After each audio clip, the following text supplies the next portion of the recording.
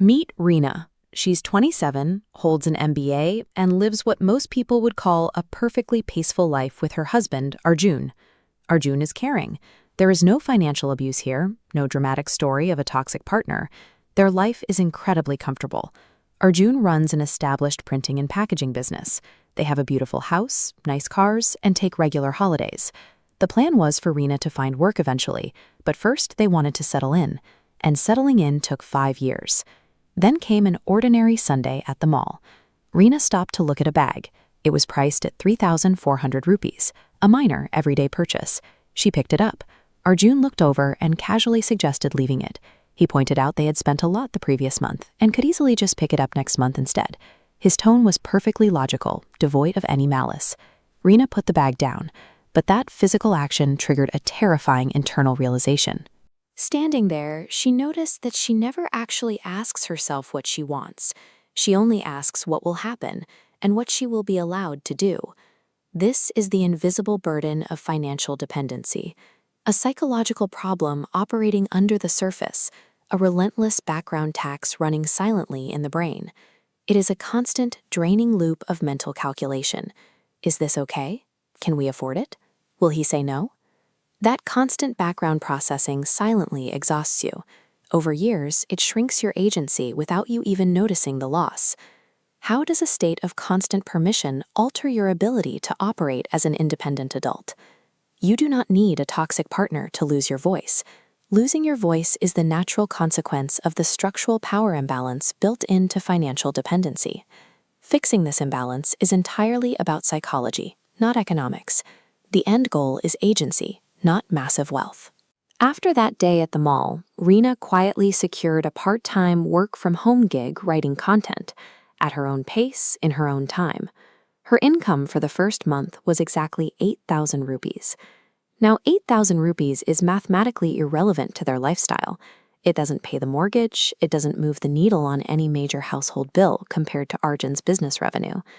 But the next time Rena went to the mall, she saw a kurta for 4,200 rupees, roughly half of her new monthly pay. The background calculation was completely silent.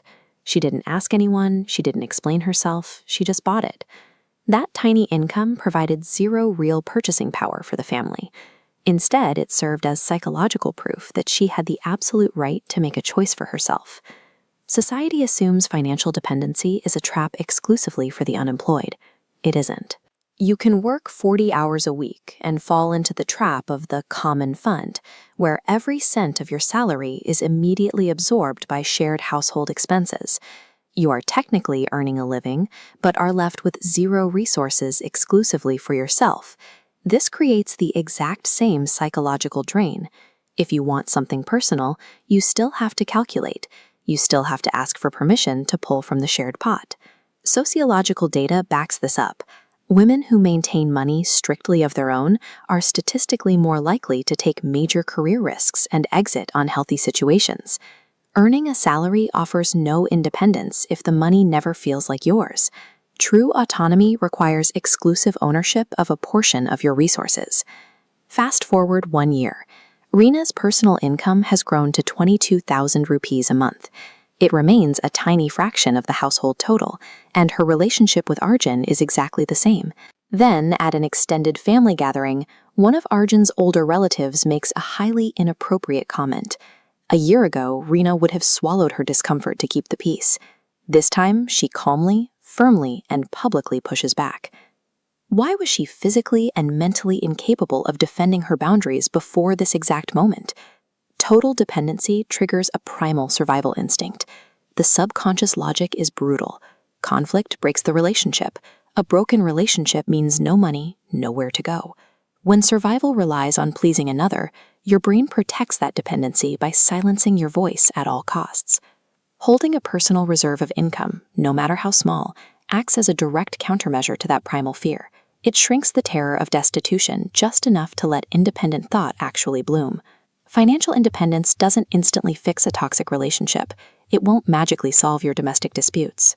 But it clears out the exhausting mental real estate previously occupied by the fear of what other people will say. It gives you space to breathe, the freedom to decide and to exist fully, without filtering your choices through someone else's approval. Earning your own money is never an act of financial greed. It is the non-negotiable architecture of personal self-respect.